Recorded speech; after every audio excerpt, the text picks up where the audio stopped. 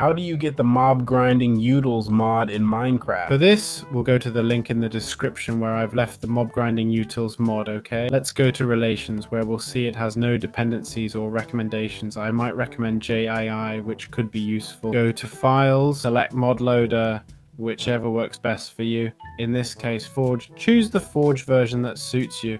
For me, it's 20.1. We'll save this version in %appdata%. Navigate to Minecraft and the mods folder.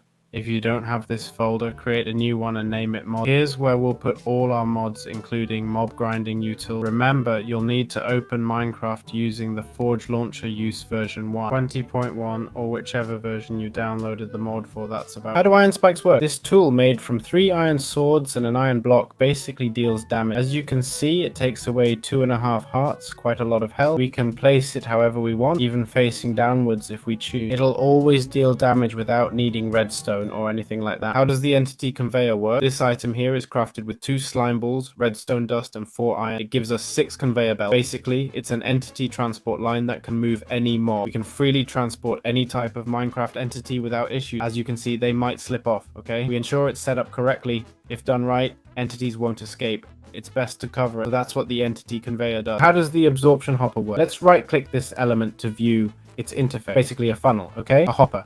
We'll click the show area button to see its affected area. As you can see, there are two tanks or outlets, two. The blue one's for items, the green for liquid. So if I grab experience bottles, right, I throw liquids like experience in this case. It'll store that directly in the tank. But if I toss the bottles, it'll store them in the chest. It has its own storage, but you can also transport to the chest. Down, up, north, south, east, and west are the exits. If you click on east, it'll now be an item mode. This one has appeared here. I'll use the up option, it's easier to see. There it is. We have this top output item. Set it to fluid for fluid or none for no output. This stores objects and this stores experience. The offset section lets us move the area slightly. As you see, I moved the area a bit, but not much. Lastly, we have the absorption radius upgrade, usable 6 times. Craft it with an ender eye, 3 Duziana, and a hopper. We can add up to 6, greatly increasing the radius. How does the mob fan? The mob fan has 3 main: the height upgrade, width upgrade, and let's see how they work. We'll show the area. Right click and select show area. This is the default area. Got it? Height upgrade increases height. Width upgrade makes it wider. Okay. Distance upgrade makes it reach further. To activate, flip this lever. It'll push everything within this area in the direction we've set. No problem. We could add conveyors at the end, right? Organize or finish sorting the. It pushes here, then the conveyor would carry it on, right? How does the mob masher work? This thing here basically takes away our health. In theory, it should damage us whether it's on or off. I'll put a chicken here to test it, but we need to turn it on. If we turn it on, the mob masher should start damaging it. Let's see.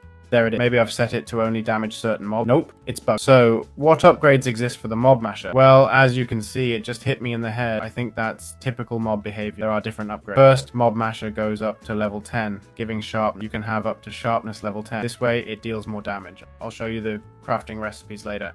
Actually, I'll show you now. The mob masher has this crafting recipe here. 2 iron swords, 3 diamonds, 1 redstone block, 2 iron spikes, 1 iron block. Iron spikes are crafted like this. Now, here's how you craft the mob masher. Sorry, I meant the sharpness upgrade. Next is the looting upgrade. It basically gives us looting. This is how you craft it. We can add up to 10 levels. This way we'll get more loot. Fire aspect burns mobs on hit. Then there's smite. This deals more damage to undead mobs. Bane of arthropods hurts spiders and such more.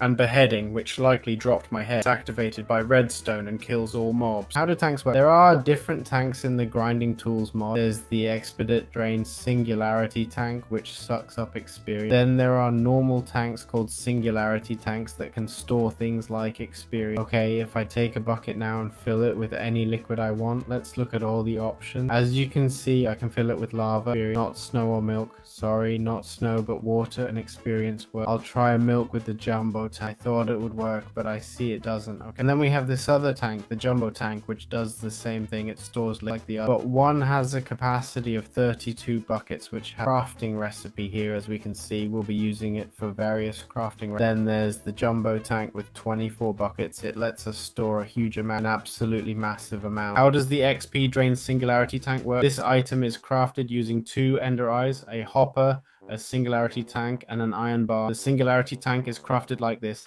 Basically, when we place it and stand on top, it starts absorbing our experience. I'll give myself a bit of experience. Interestingly, if we place 4 tanks and I stand in the middle, it'll drain XP from all of them. So there's a useful tip for you. How do we extract the stored experience? We use an XP tap. take the XP tap, place it here, right click to open the valve, and it'll start dropping experience ore. The XP tap is crafted using 3 iron and 1 obsidian. It's designed to extract experience from drained singularity tap. These are the elements here, got it? They store our XP, and with the XP tap you just open it and it starts draining all the XP. Obviously we could make the tank have much more capacity, or make it a maybe with this tank here, it's possible, and that's about it. That's what it does. How does the ender inhibitor work? Well, basically this element here is responsible for, in this case it's active, it's crafted with redstone, glowstone, 2 iron ingots, and an ender eye. Its job is to attract endermen, okay? These usually repel endermen, or rather, endermen teleport away. This device will keep teleporting the enderman close to where the inhibitor is. Got it? It's not teleporting now. I'll make it teleport. There it is.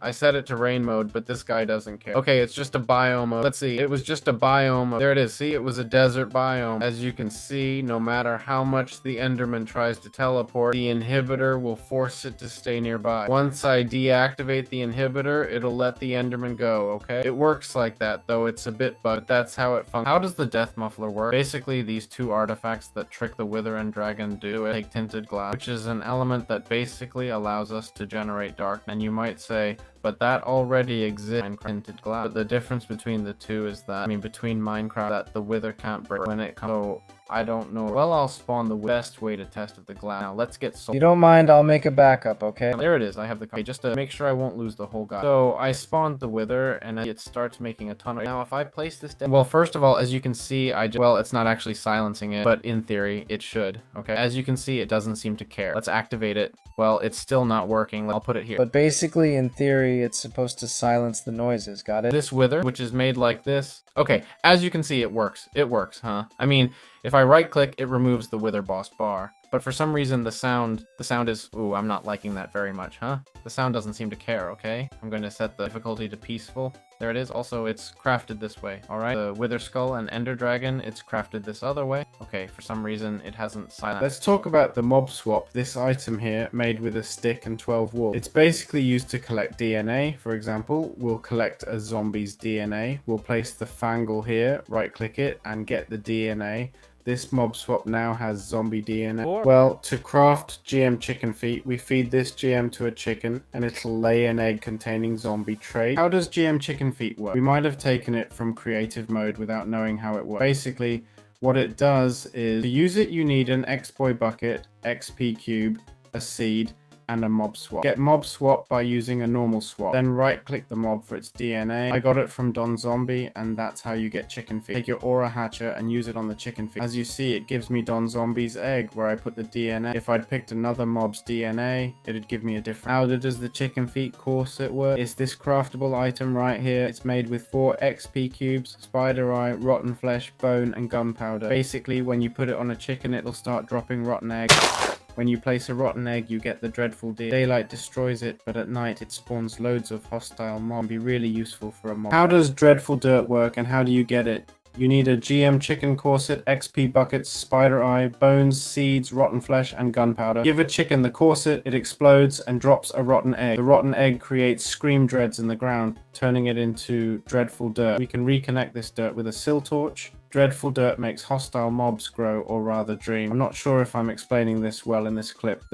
You'll see a ton of mobs start spawning in this area. What this mod does is amazing. When we right click, it'll give us a nerf gun that shoots light and live full dirt. Basically, it adds roasted mob. What does the light full deer do? You get it by right clicking and tapping a golden egg. It spawns normal peaceful overworld mobs on our ground. To get it, give nutritious chicken feed to a normal chicken. Right click it and you'll have your egg. How does the XP solidifier work? It's this element here. Now the speed. Interesting. It has up to 9 speed upgrade slots. Basically, it solidifies experience. Got it. So we'll need to use an XP jelly baby. This serves as a mold. To get it, we need to make a mold blank. Make a mold blank. Use a fluid XP bucket and a gold nugget. And the experience, well, you fill it with buckets. Right click with buckets to fill it with XP. Activate. Click with it. I'll tell it to push the output. We put a chest next to it and it generates as we see, using up the experience. It makes jelly babies, which we can eat for XP. If we crouch and right click, we eat them all at once. Okay, the jelly babies are used to make solid XP. And how do we get jelly babies? We'll need an XP solidifier crafted like this, okay? It's an advanced recipe using a hopper, piston, singularity tank, and entities conveyor. Basically, we fill it with XP and right click. Got it? We need a mold, a mob jelly baby made from a mold blank crafted this way. I added speed upgrades to make it faster, but that's optional. And that's it.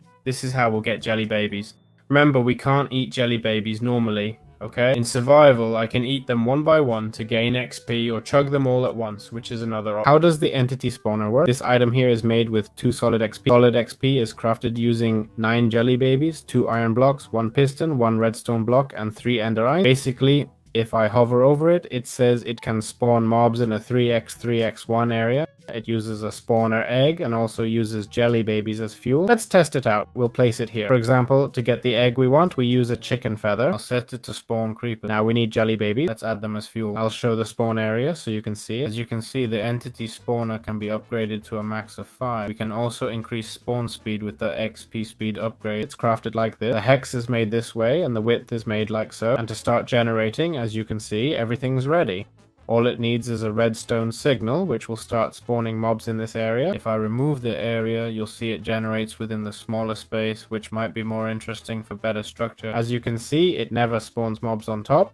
And there we have it. We can easily move the heat box with these controls to make mobs spawn above us, or to the left if we prefer. Remember, the only fuel needed is jelly babies, which costs 50 experience points. For extra mod features, there's a monocle and dark oak stone block. The block's cool but creative mode only. The monocle gives 2 armor points, and this head, which isn't fully implemented yet, maybe just a joke. That's about it.